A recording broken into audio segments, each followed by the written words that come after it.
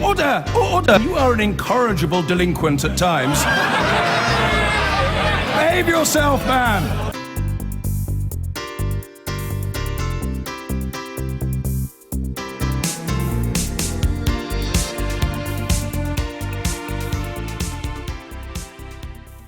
It's coming up to midday here. Let's have a look at Big Ben. Not seen that for a while. There it is. It's a humid day here in London town. That sign of Big Ben means one thing. Prime Minister's questions on its way. The first of the new parliamentary season, and that's not all. Fresh from her successful trip, lauded by everybody, to the G20 in China. She was with Theresa May, or Theresa May was actually with her. Theresa May was with her. I'm talking, of course, of Laura Kuenssberg. Laura, good to have you back. Welcome. Thank you. It's nice to be here. Let me just ask, after PMQs, the Prime Minister will give a statement on the G20. She will. And she came under some pressure, I think, on the G20 about Brexit and what the plans were. What's your takeaway from this? I think you had a really interesting thing happen in the last sort of 48 hours, because whether it's on one side of the world or here at home, Theresa May is facing exactly the same questions. What on earth is this going to mean? And what even does that phrase, Brexit means Brexit, mean? And that has gone around the world. Even the White House press corps asked the Prime Minister, what does Brexit actually mean? And there has been this decision by the government, whether it's because they don't know or whether it's because they want to keep it all secret, that they are just not going to be the kind of operation where they're going to set out their goals publicly before they're sure that they can get somewhere on them. And it occurs to me there's a really striking difference between Theresa May in her first months and David Cameron. He was sort of decision first, headline first, details later. Yes. She's the polar opposite, and I think in the statement she's going to give after Prime Minister's questions, we will get a pretty strong message from her. You're just going to have to wait and see. Of course, that comes with huge political risk. I mean, we saw that just yesterday when David Davis at the Dispatch Box said, oh, it's probably not that likely we'll stay in the single market. Goodness me, that created a huge stramash, slap down from number 10. It's all very well saying you've got to wait and see, but if there's a blank page, other people fill in the space for you. We'll be talking more about Brexit after PMQs and other things, whatever else is raised. But at the G20, can I ask you this? Did you pick up, was there a sense of optimism or a sense of concern about the overall course of the global economy? I think there was a, thank goodness it's not as bad as we thought it might have been a couple of months ago. Of course, if we spin back just to before the summer, much bigger concerns about just how bad things were going to be in China, how shaky was the world really, were we looking at a very significant slowdown? Or were we looking just at a sort of change in tempo? And there was a bit of a kind of, oh, we might just have missed something quite bad. But we still have concerns right there. And Brexit was one of the concerns that lots of countries were talking about. The Japanese, the Italians, of course, President Obama making no secret at all. Body language wasn't good, was it? Well, and it wasn't just the body language. I mean, he basically said, I think you all voted the wrong way. Yes. Now, he may be off in 2 months. He seemed really quite annoyed. Maybe there's a bit of, well, you didn't listen to me, did you? But I think we also saw there a leader that feels sort of unburdened by the need for politesse because he's off in a couple of months. He is indeed, and there'll be a new Congress and a new president. There must be also concern about a new Congress and a new president among the G20 leaders. There is uncertainty on the global scene, not just with Brexit. There's no question about that, absolutely. And what happens in the US, how that unfolds is something that must have been at the backs of everybody's mind. And that was one of the themes at the G20. They were talking about how to guard against protectionism, which of course is something that's coming up the rails in lots of countries around the world. Including America. Including America. And in France. And in France and in other places. And in Germany even. And that was one of the things that Theresa May... And in the Labour Party in Britain. Yeah, and it was one of the things that Theresa May was trying to use to mould this sort of, I suppose, a new USP for Britain as being the global leader in free trade and trying to push back at what other is that kind of populism that's happening in other countries.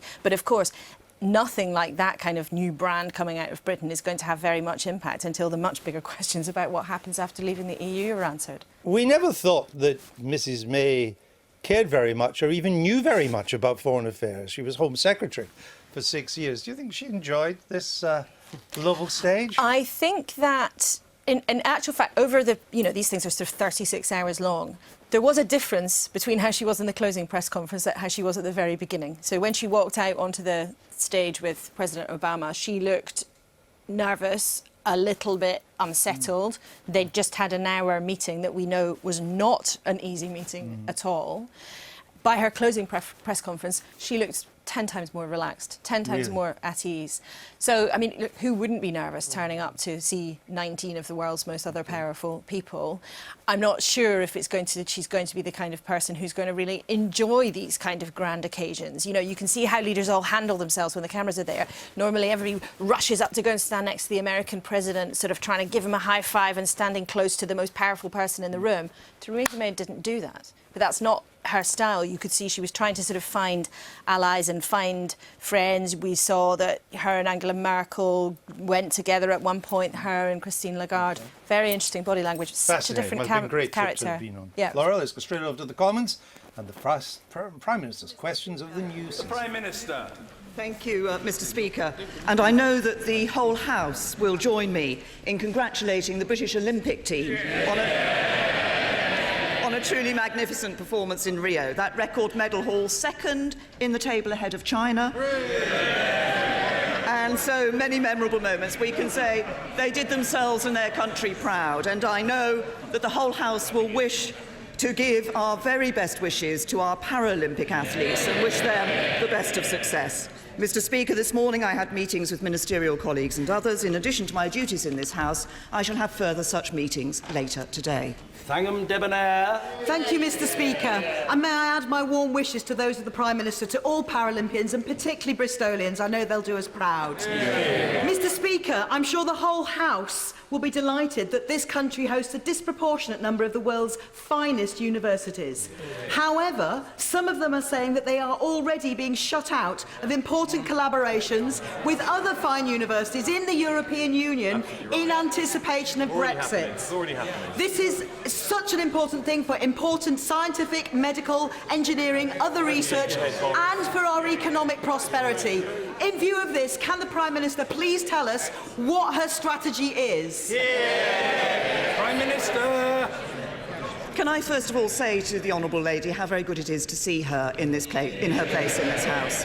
And on the issue of universities, of course, we agree of the importance of our universities and the work that they do and the research collaboration that they have with a number of other countries, both within the EU and elsewhere. That's why, earlier this summer, my Right Honourable friend, the Chancellor of the Exchequer, made an announcement giving certain guarantees to universities in relation to funding decisions that are being taken by the European Union. We're standing behind our universities because we recognise the value that they bring to the country. Parish. Thank you, Mr. Speaker.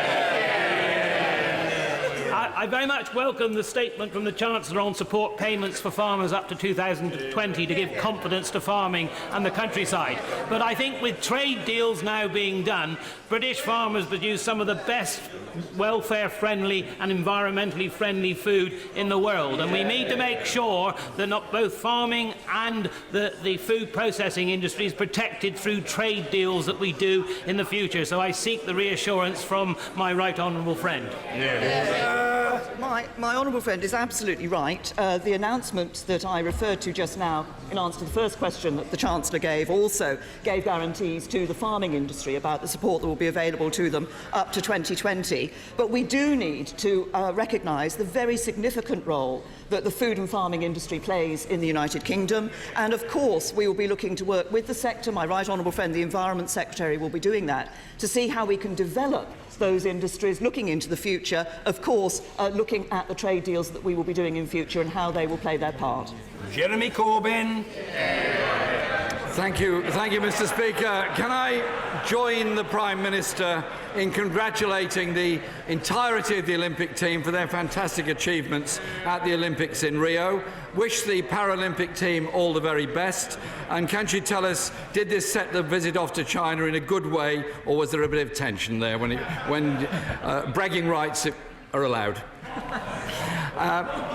Mr. Speaker, the average house price in Britain is now £215,000, over 8 times the average wage. The average price of a first-time buyer's home has risen by 12% in the past year. Isn't the dream of a home ownership for many people just that, a dream? First of all, in response to the first point that the Right Honourable gentleman made, President Xi congratulated me on the United Kingdom's success in the Olympic Games. He raises the issue of housing, which he's raised on a number of occasions with my predecessor, but also with me before the summer recess. And I will say simply this: of course, it is important for us to look at helping people get their first rung, their step on that first rung of the housing ladder, and ensuring that people are able to have the home that they want. That's why I'm pleased that house building has been up under a Conservative government compared to a Labour government, but we're not complacent. That's why we will be doing more to see more houses built under this Conservative government, and also continue to provide support for people to ensure that they have that financial support that helps them to own their own home. Jeremy Corbyn. See, Mr. Speaker, house building under this government is 45,000 a year less than it was under the last Labour government. And for those who are desperate to get their own place, I just refer the Prime Minister to a note I received from a lady called Jenny, whose partner and herself work in a supermarket, earning £7.37 an hour each. They're trying to get a mortgage, and they've been told they can borrow £73,000. Not much hope for them, then. The former Prime Minister, the Right Honourable Member for Witney, promised that there would be a one-for-one replacement for every council house that is sold under right to buy. Sadly, the reality is there's only one for every 5 that are sold. Will the Prime Minister give us a commitment on the one-for-one replacement, and when it will be a reality? Prime Minister. Well, first of all, can I say to Jenny that I fully understand and appreciate the concerns that individuals have about wanting to be able to have their own home and to set up that home, and I fully recognise the difficulties that there are for some people in doing that. I have to say to the Right Honourable gentleman that actually, in relation to the figures on council houses, he's wrong. We have delivered on the one-for-one replacement on the right to buy. But I'm very interested because I did notice that the Right Honourable gentleman had asked all his Twitter followers what questions he should ask me this week. So I thought I would look to see what sort of responses he'd received. I have to say that the first one was quite good. In fact, he might want to make sure he stays sitting down for this. Lewis writes, "Does she know that in a recent poll on who would make a better Prime Minister, Don't Know scored higher than Jeremy Corbyn?"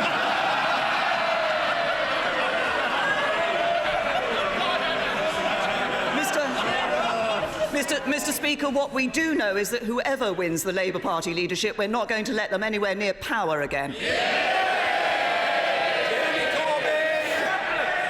Mr. Speaker, the number of first-time buyers has halved in the last 20 years, and their average age has increased a great deal. There is a housing crisis in Britain. 10 million people now live in the private rented sector, many forced to claim housing benefit to cover costs of rents.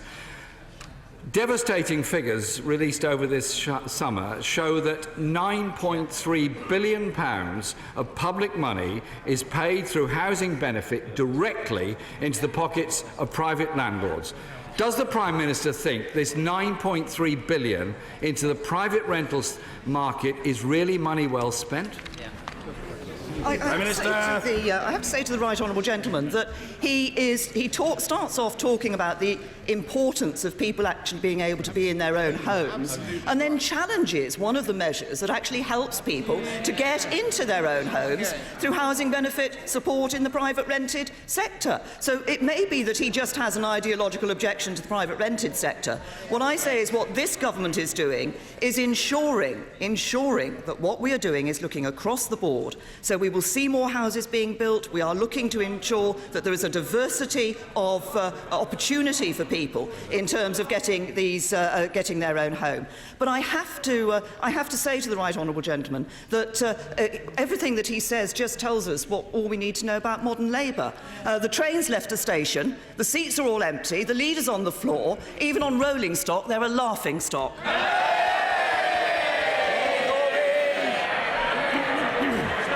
Mr.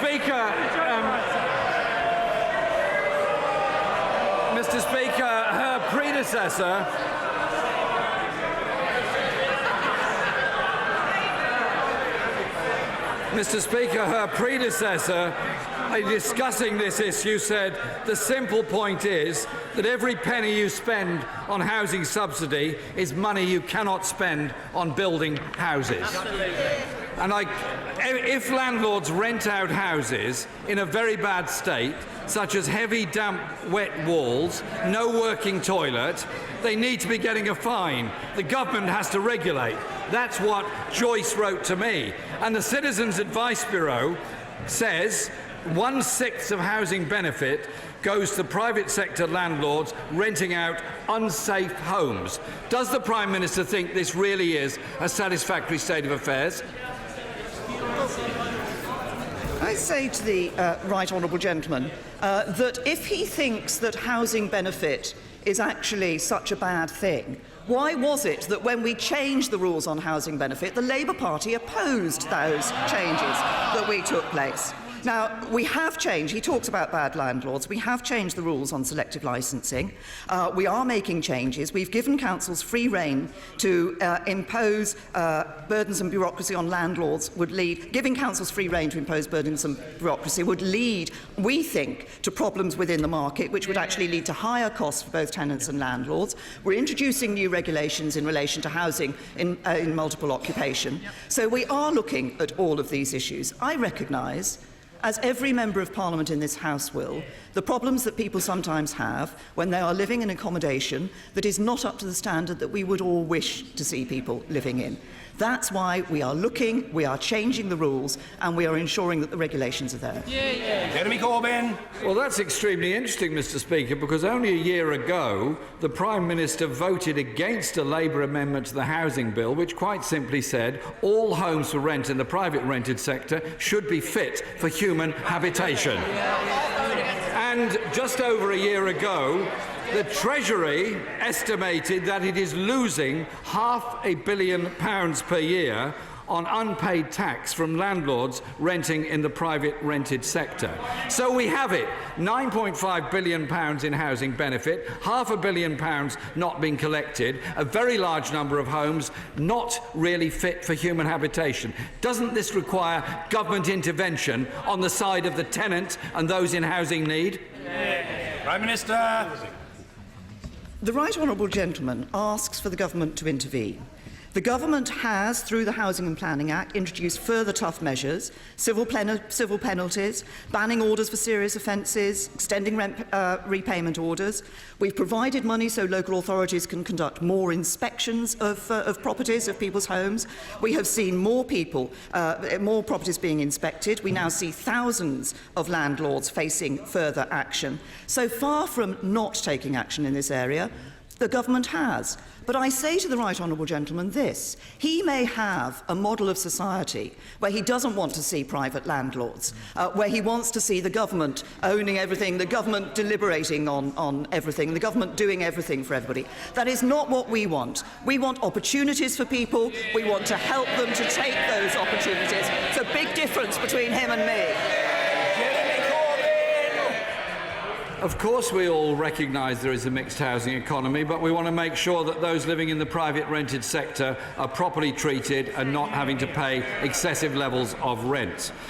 Women's Aid, Mr. Speaker, has said that 2/3 of women refugees are going to close because of the benefit cap when it comes into force, and that 87% of women and children who are in those refuges will suffer as a result of it, and that most of those refugees require an income level that comes mainly from housing benefit. 90% of their income comes from it. Does the Prime Minister recognise these are very vulnerable women in those refuges? Closure of those refuges would be devastating for them, very dangerous for the most vulnerable people within our society. Would she take action to make sure that the cap does not apply to Women's Aid refugees in any part of Britain? Prime Minister. The right honourable gentleman raises a very important issue. on the issue of domestic violence, we should, across this House, be doing all we can to stop this terrible crimes that are taking place, and obviously to provide support to the victims and survivors of these crimes. That's why we are working on exempting refugees from the cap in relation to what he speaks about. But I would also remind him of the very good record that we have on domestic violence. It was a Conservative government that introduced the new offence of coercive control, that put into practice the domestic violence protection orders, that introduced Clare's Law, that is putting £80 million into support for domestic violence victims in the run-up to in the period up to 2020. So we are listening to these problems and we are responding to them, and we all take this very seriously indeed. But I say to the right honourable gentleman as well, it's 50 days, I think it is, since he and I last met across this dispatch box. Nice to see you, he says. Well, it's very good to see him sitting in his place. And I have to say, if we just look at the contrast of what's been done over this summer, the Conservative government has been working tirelessly to support everyone in this country.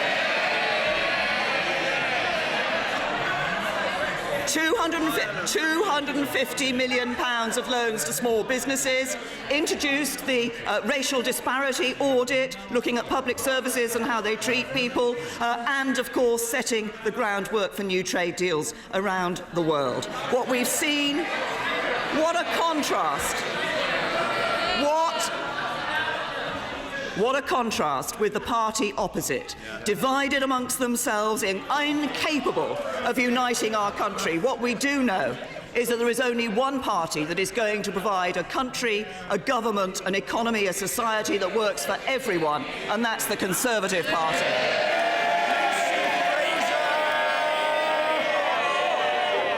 Thank you very much, Mr. Speaker. Last week, the Children's Society published a report which showed that 10% of children feel that their lives have little meaning or purpose. I know that the Prime Minister understands the importance of tackling mental health because she raised it in her Downing Street speech. What further action does she propose to increase mental health support in our schools? Prime Minister. My honourable friend raises a very important point, and I think there has been a collective concern about the issue of the way in which mental health is dealt with. And that's why we put a record £1.4 billion into transforming the dedicated mental health support that is available to young people across the country. And that includes £150 million for services to support children and young people with eating disorders. There are various other things. We are publishing a blueprint for school counselling services, because my honourable friend is right that the role that schools play is very important in this. And I know that my right honourable friend, the Education Secretary, is going to be looking very closely at the Good Childhood Report to see what more there is that we can do. Angus Robertson. I join with the Prime Minister and the Leader of the Labour Party in praising all Olympians on this, the first day of the Paralympics. Wish all Paralympians from all parts of these islands well. They're an inspiration to us all. Mr. Speaker, there's very real concern and worry about the prospects of Brexit, especially in Scotland, where the majority of people voted to remain within the European Union. The UK government has had all summer to come up with a plan, to come up with a strategy. So far, we've just had waffle. So may I ask the Prime Minister a very simple question, but it's quite important. Does she want the UK to remain fully within the European single market? Prime Minister. What I want for the UK is that we put into practice the vote that was taken by the UK people of the United Kingdom to leave the European Union. That we get the right deal for the trade in goods and services with the European Union in a new relationship that we will be building with them, and that we also introduce control of the movement of people from the European Union into the United Kingdom. And I say to the right honourable gentleman that we can approach the vote that took place on the 23rd of June in two ways. We could try and row back on it, we could have a second referendum, we could say we didn't really believe it. Actually, we are respecting the views of the British people. But more than that, we will be seizing the opportunities that leaving the European Union now gives us to forge a new role for the United Kingdom in the world. Angus Robertson. Thank you, Mr. Speaker, and we in these benches respect the views of the people of Scotland who voted to remain.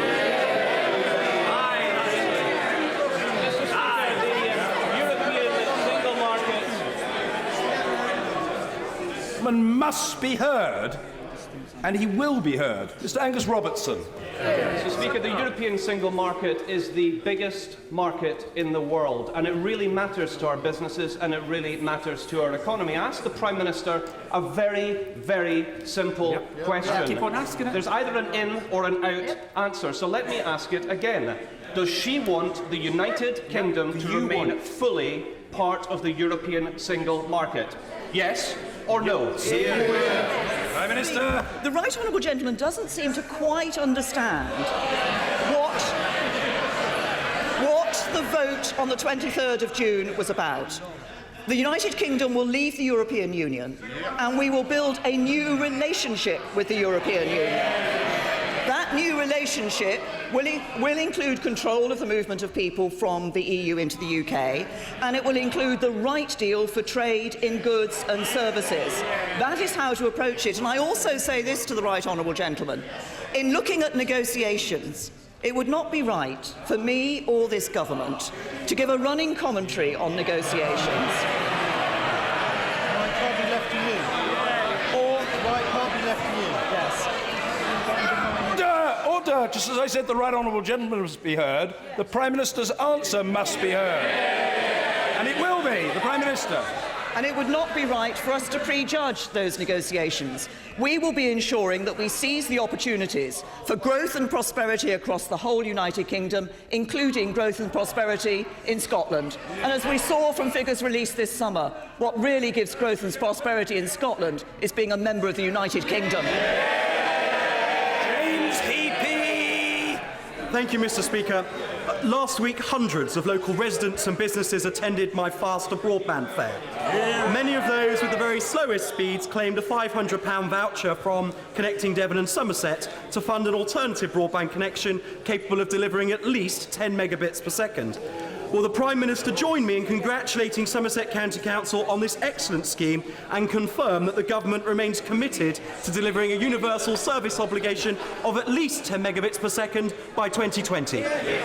Prime Minister. I'm very happy to give my honourable friend that assurance and also to join with him in paying tribute to his council and the work that they're doing, and indeed all those involved in that innovative scheme. High-speed broadband is an important part of the 21st century infrastructure. We will be doing everything we can to ensure it is there and available for people, because that will enable us to develop jobs and grow prosperity in this country. Richard Arkless. Thank you, Mr. Speaker. Penman Engineering, established in 1859, was forced into administration in my constituency this week by one debtor who is a recipient of huge public sector contracts. But, Mr. Speaker, I can't name the debtor. It's an impossible position. Penman's has to continue to trade with this debtor as well as pursuing the debt. Will the Prime Minister put me in touch with the Business Secretary, please, to discuss potential export support that can be given? And how can we ensure that these companies who receive enormous amounts of public money don't hold our supply chain to ransom and pay their bills on time? Prime Minister. First of all, can I say to the honourable gentleman that, of course, our thoughts are with all those families who are affected by what has happened to Penman Engineering. The administrator does have a role in ensuring that any sale of the business protects the maximum number of jobs, and my right honourable friend, the Scottish Secretary, has made clear that that's his priority, and I hope that the Scottish Government will offer their support to this long-standing business. As I say, our thoughts are with all those who've been affected, and obviously the administrator will be looking to ensure that the best possible options are found for the company. Jenkins. In adding my congratulations to the many she's received on her appointment as Prime Minister, may I just comment that following the EU referendum and under her leadership, I feel more confident about the future of this country than ever in my lifetime.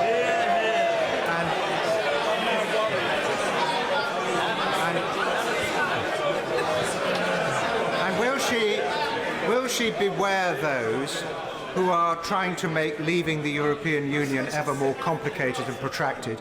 And to that end, Order. Progress is very slow, but there's far too much noise. The honourable gentleman will be heard. It's as simple as that. He will be heard. Mr. Jenkins. Mr. Speaker, and to that end, will she confirm that there is really no basis in law to require the government to seek the permission of Parliament before invoking Article 50? Prime Minister. I thank my honourable friend for his comments, and he's absolutely right. The government's position is very clear. This is a prerogative power. It's a power that can be exercised by the government.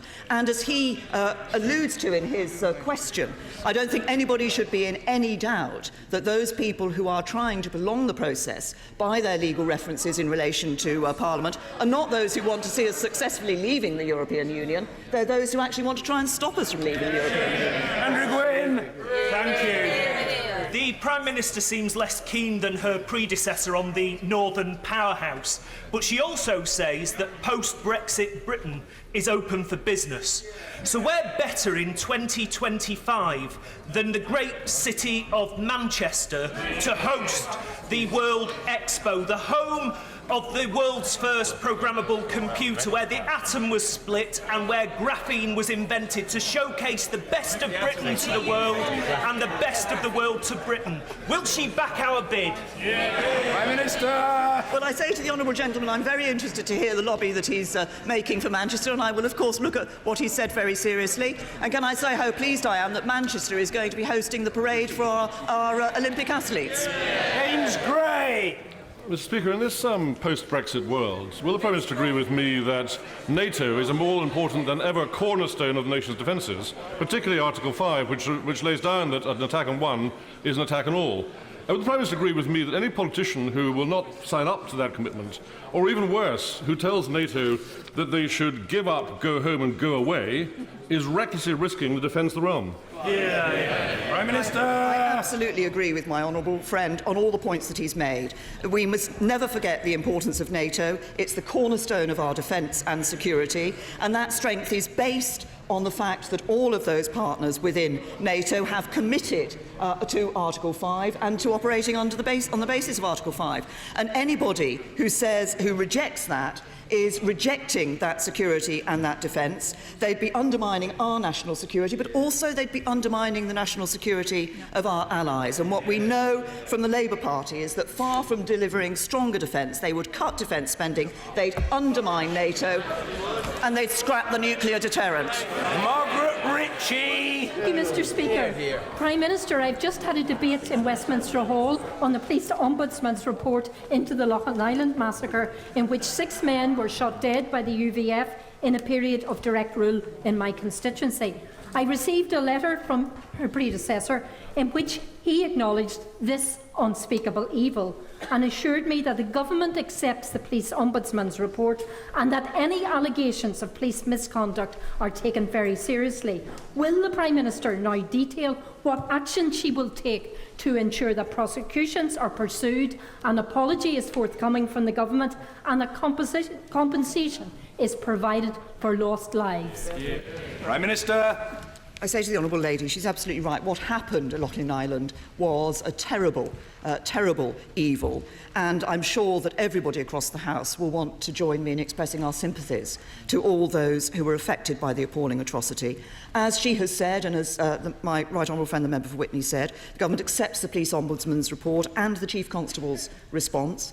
It is important that where there are allegations of police misconduct, those are taken seriously and those are properly looked into. If there has been wrongdoing, it must be pursued. Obviously, it's now a matter for the PSNI, though I would remind her that the Chief Constable has been very clear that he wants to ensure that he is determined that where there has been wrongdoing, people will be brought to justice. Richard Fuller. Mr. Speaker, a long-running review into hospital services in Bedford and Milton Keynes was an abject failure that lost all credibility with local people, for example, by publishing recommendations for significant changes to services and then refusing to answer any questions. So can the Prime Minister assure me that the sustainability and transformation plans for Bedfordshire and elsewhere to be released by NHS England will be subject to proper local accountability and full local decision authority? Well, I say to my honourable friend that it is absolutely the point of these plans is that they should be locally driven, that they will be considered locally, they should be taking into account the concerns and interests locally, not just of the clinical commissioning groups, but of local authorities and of the public. These must be plans that are driven from the locality, so I give my honourable friend that assurance. Jeff Smith. Thank you, Mr. Speaker. Nearly 2 million people signed up to vote in the European Union referendum earlier this year. It's surely right that constituencies should be based on the actual electorate that wants a vote. So isn't the Prime Minister concerned that the boundary review is going ahead next week without including those 2 million voters? Prime Minister! I say to the honourable gentleman that all parties across this House actually supported the proposal that the Boundary Commission would follow this timetable, would bring forward these proposals, and that by 2018 those Boundary Commission proposals would be put in place. All parties supported that, and I continue to support it. Charlie Elphick. Thank you, Mr. Speaker. Does the Prime Minister share my anger that on the weekend of the 23rd of July, up to 250,000 people on the road to Dover were stuck in gridlock in a sweltering heat for up to 17 hours without food, water, or even able to go to the loo? And will she support my campaign to make sure we get better infrastructure to the channel ports, starting with the lorry park and car park on the M20 and dualling the A2 and getting some proper motorways to Dover? Prime Minister. Thank you. I say to my honourable friend, he has been a passionate advocate for the support for his local area, given some of the pressures that Dover finds itself under as a cross-channel port. It is an important issue. We are committed to providing support. The money for the lorry park, of course, was announced last November. The site was announced in July, and I believe consultation is now taking place on the potential design for that particular site. On the issue of the possible dualling of the A2, he's right that we want to support local infrastructure to be able to handle the growth in traffic, particularly given that there are expansion plans for the port, and I assure him that Dover will be considered as part of the planning for the next road investment strategy. Hayes. Thank you, Mr. Speaker. As many children return to school this week, I'm sure the Prime Minister will join me in wishing them all the very best for the school year ahead. Will she also provide reassurance to my constituents and to children across London that the objectives of changes to the school's funding formula will be achieved by levelling up, not levelling down, and that funding for schools in London will not be cut by up to 20%? Prime Minister. I join the honourable lady in wishing all those going to school, many for the first time, well in their education. I hope what we will be aiming to do is ensuring that every child has the education that's right for them and the opportunities that are right for them. I think it is right that we look at the national funding formula, but that will be done carefully to see what the impact will be across all parts of the country. Sturdy. Thank you, Mr. Speaker. Our world-leading universities are one of our country's great assets. So when I next meet with the Vice-Chancellor of York University to discuss Brexit and higher education, what assurances can I pass to him from my right honourable friend the Prime Minister that our universities will continue to receive the vital funding they need to thrive beyond 2020?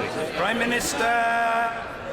I say to my honourable friend, again, he raises an important point about the relevance and significance of our universities. My right honourable friend, the Chancellor of the Exchequer, was able to give confidence and reassurance to universities in the summer about the funding arrangements that will continue while we are still members of the European Union. And while we're members of the European Union, we will maintain our full rights of obligation and obligations of membership and expect others to deal with us on that same basis. Of course, looking ahead, we have a higher education bill that is going through this House, which is about how we can ensure that we are seeing the university places available in this country to provide the education that we want to provide. We have a great record on higher education in this country. We want to build on that and develop it for the future.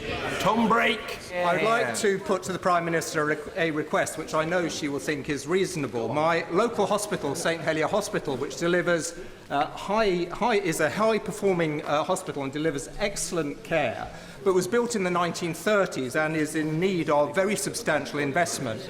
Will she agree to earmark the first 2 weeks of the £350 million that's going to be available each week post-Brexit to spend on the reconstruction of my hospital?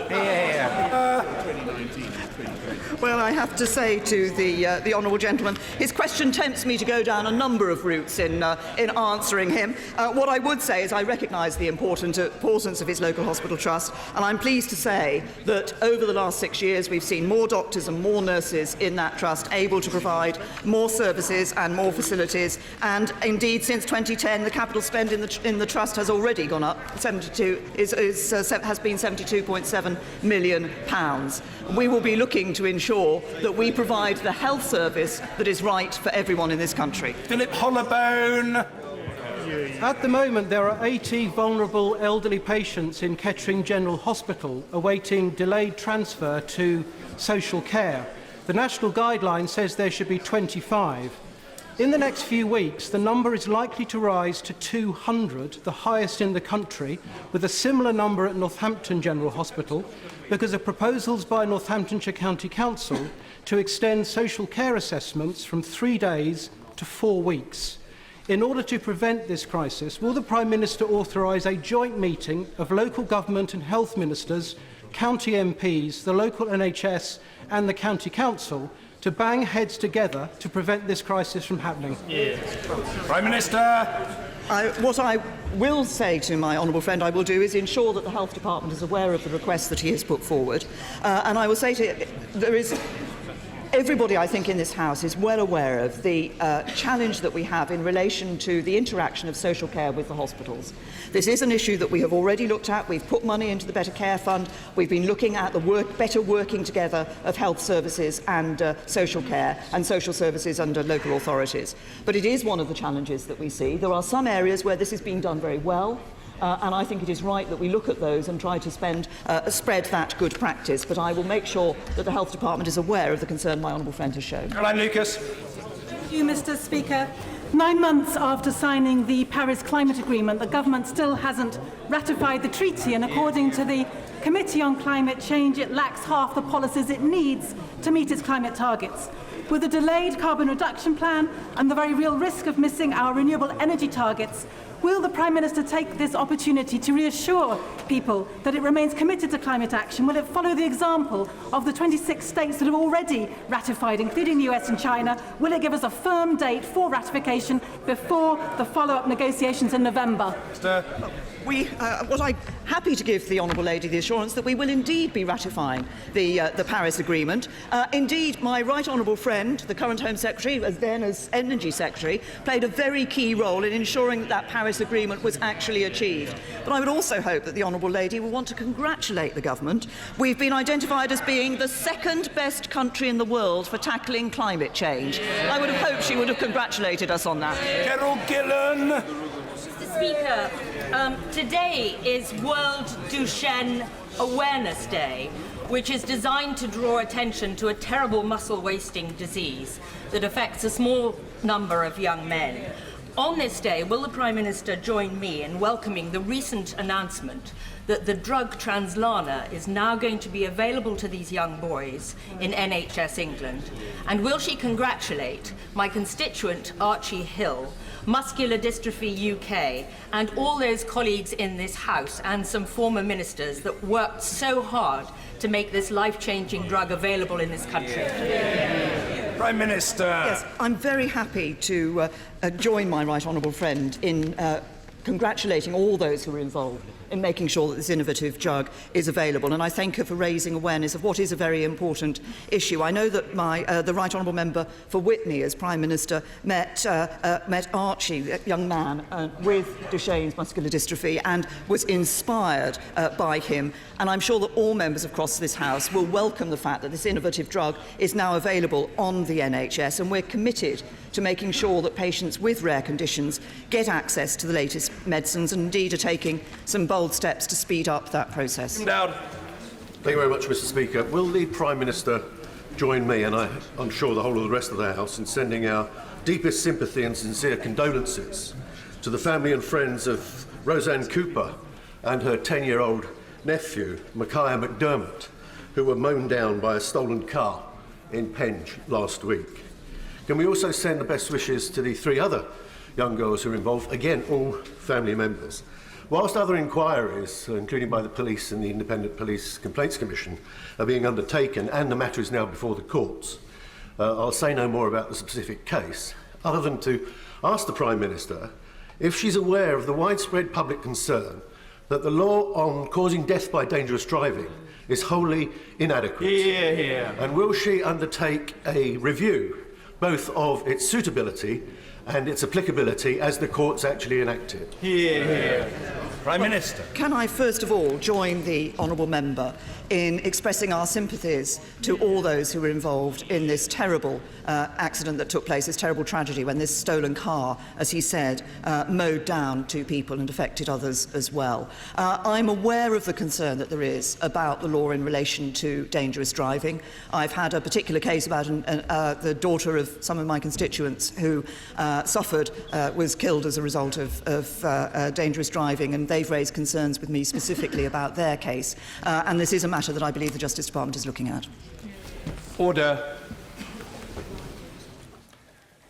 And that brings us to the end of Prime Minister's questions. I myself had thought that Mr Corbyn may well go on our continued sale of arms to Saudi Arabia as the civil war continues in Yemen, and a lot of reports of abuse of human rights and atrocities there, but that wasn't to be the case.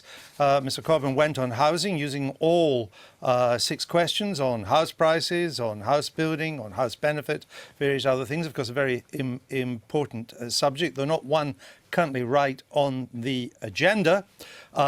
Since foreign affairs didn't feature, as it rarely does these days in Prime Minister's questions, let me tell you while it was going on, big news out of Texas, which is the Dallas Morning News has endorsed Hillary Clinton for president in November. You may say, why is that big news? And I'll tell you, it's big news because the Dallas Morning News has not endorsed a Democrat since 1945, 1944 to be exact, when the presidential election took place. We'll see what our panel thought of PMQs in a minute, but first we'll see what you thought. Joko. Yes, Martin Jameson said, from Stockport, said, housing, I know it's important, but Brexit, anyone? G20, the future of the nation? No. Jeremy, hello? Anyone in? This from Geoffrey Brooking, who said, I have to say that it's good to see that Mr Corbyn is in tune with the needs of vulnerable people and their housing predicaments. I take my hat off to the Labour leader for sticking to real issues rather than wasting time spinning one-liners. Martin Bristow says, I just don't see how Corbyn is going to get any traction here. He seems to be suggesting that social housing is the answer to the housing crisis. He doesn't understand aspiration and is speaking to a constituency too small to win a general election. This from George Humes, I see the Prime Minister has already resorted to ridicule of her opposite number and avoid answering the questions. It's such a sad indictment of current politics. And finally, from Robert Fox, question Jeremy should have asked. In China, Theresa May said people wanted some control. Some? We voted for control over our borders. What does she mean by some? Is that it? That's it.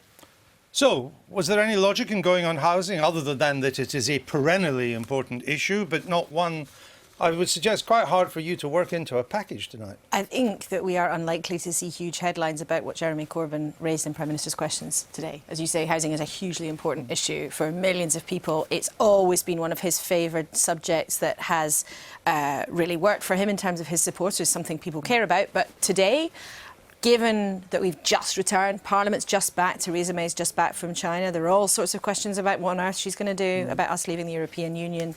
Picking housing is not something that's going to land Jeremy Corbyn with a huge sort of boost today in terms of the political cycle. It's just not. And he ignored Owen Smith's advice, which I was sent. Funny that. Who wanted him to ask questions about Europe and Brexit. Indeed. And so on. But I guess he maybe avoided that, Mr Corbyn, because if Mrs May was a reluctant Remainer, Mr Corbyn was a reluctant Remainer times 2. Indeed, and also don't forget the G20 statement will now just be getting underway when she will therefore also be talking about the early discussion she had about trade deals with other countries, and that is another opportunity perhaps for Mr Corbyn to ask questions about Brexit. Now maybe he won't, but as the pattern that we saw before the recess, actually today Angus Robertson was the person who was asking the questions about that trade-off between the single market and freedom of movement. Which she couldn't quite answer. Which she couldn't quite answer, exactly. And we've seen on other occasions that it's Angus Robertson who stands up and asks the question about the biggest issue of the day, rather than Jeremy Corbyn, the Labour leader, who, one of the things his supporters so like about him is he ploughs his own furrow, but he certainly did that today. But in the traditional sense of getting traction, it doesn't get him very far. Mr Corbyn chose to go on housing on all 6 questions, so one would assume that he would do his homework on housing before going into the chamber today. Why did he allow the Prime Minister to say the Conservatives were building more homes than Labour?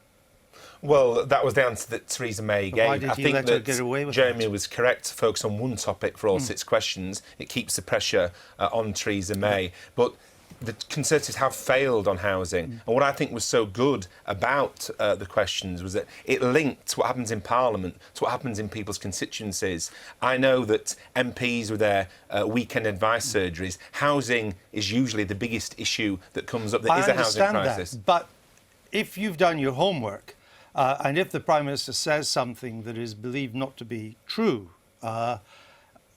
why would the Leader of the Opposition not come straight back? Why does he simply move on to the next question? Why does he never reply to the replies he gets? In other words, why does he not think on his feet? Well, I think Jeremy Corbyn does think on his feet. What he doesn't want to get involved in, today. What he doesn't want to get involved in, I think, is the kind of tit for tat. Political theatrics, the knockabout that goes on. For example, Theresa May really delivered very well a pre-scripted joke about trains today, but that doesn't interest people. I'm not arguing that here. he should respond to that. Does. That's all the work of a SPAD and all the rest of it. I'm talking about house building. Do you believe this government is building more homes than the last Labour government? No, I don't, and I believe that there is a council house crisis, and we've reached a situation where getting a council house or getting a mortgage is a pipe dream for so many young people. And the What would you do about Conservatives it? have been, well, we need a massive house building programme, both of council houses and of truly affordable homes in And the how would you local do that? markets. Well, we need to get the economy moving by investing, and we do need to put as a priority truly affordable homes, because the way affordable homes are defined at the moment is it's 80% of the market I know value, and that isn't affordable for most people watching this programme. It isn't true to say, is it, David Gott, that this government is building more homes than the last Labour government, is it? Well, I thought my understanding was that more council homes were being built. No, but that's not the question. But in terms overall, more homes are not being built. That's true. Well, You're the Treasurer, you must know the figures. In terms of what's happened with house building, following the crash, there was a significant fall. It took some time to recover. We're starting to see signs of recoveries in terms of more planning permission being granted, more home starts, as I understand it. But let me be the first to acknowledge there is still more for us to do. Let me just pin you down. You're not building more homes than the last Labour government. I mean, I've got the figures here. You can look at the chart if you want. I'm afraid our viewers can't see it. Here are let's just stick with completions.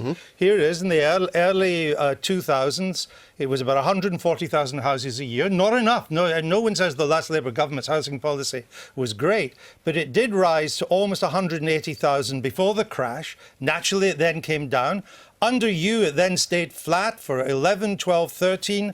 Only by 14 did it start to rise, and it's only now, after you've been in power for 6 years, at 140,000. You're still about 20,000 below per year where it was under the last Labour government. Well, These are your official government figures, so it is not true to say you are building more homes than the last Labour government. Can we agree on that? It is true to say that we are building more homes than the level that we inherited when we came to office. But you inherited a crash. But look, let me be clear. There is still more for us to do. That's why the last autumn statement had one of the biggest housing packages that this country has seen for a very long time.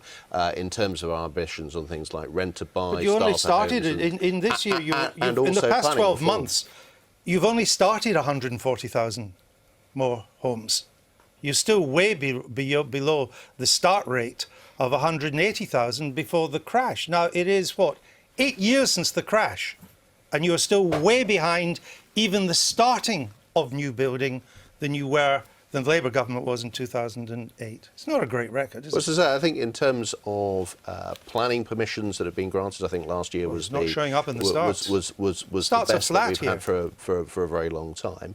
But look, I'm quite happy to acknowledge there is still more that we need to do. But as I say, there was a big announcement at the autumn statement last year in terms of a number of things. That's not going to come through immediately. When would it come through? In terms of, we would hope to see that over the next few years, but to some extent that depends upon the state of the economy.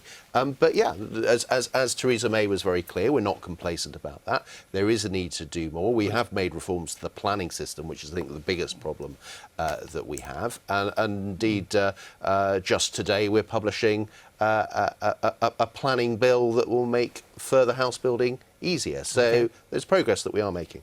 Let me come back to this issue now of the Brexit timetable. Do we have, you got briefings with the G20, you're mixing with the government ministers all the time. Do we have any clearer idea of what will happen between now and the new year? My understanding is that Article 50 will not be triggered this side of the new year, but can it go beyond the first quarter? Do we have any idea of the timetable yet? I think it's very difficult to imagine that it would be able to be, we could be sitting here at Easter and nothing would have happened on that trajectory. I think just the political pressure will make it untenable. And I actually expect that probably by the time we get to party conference that the Prime Minister is going to have to give some kind of more detail about what she really plans to do. This is the first session of Prime Minister's questions, and although Jeremy Corbyn didn't go on it, there was question after question after question from various MPs about universities or Angus Robertson talking about the single market and immigration. She's going to have to start revealing some of her hand. Now that, she said time and again, she'll be saying it probably right now on her feet, is not what they want to do. But I think the sort of ambition and political reality often smash up against each other, don't they? She's got 3 ministers, all of who are not exactly wallflowers, who are in charge of all of this stuff. Or best friends. Or best friends, Boris Johnson, Liam Fox, David Davis. And the idea that they will all be able to keep their powder dry for 4, 5, 6 months seems really for the birds. I mean, somebody joked with me they were going to have to invent a new kind of whipping system just for those 3 ministers to make sure that they all behave. But there's a serious point there. You can't deal with a vacuum in politics for a very, very long time. OK, we'll leave it there. And of course, the other 27 members of the European Union are meeting next week to begin to try and determine what their negotiating position could be, which actually may be even more difficult than Mrs May. Because don't forget, we won't be in the room. Technically, no, it's only the 27th. Formally, we will not be in the room. Of course, informally, it's a completely different picture. But technically, we won't be in the room when they decide what they're going to do with us. And elections, of course, next year in Germany and France. In reverse order. France and Germany. Thank you, Laura. Pleasure. That's all, folks. I've been getting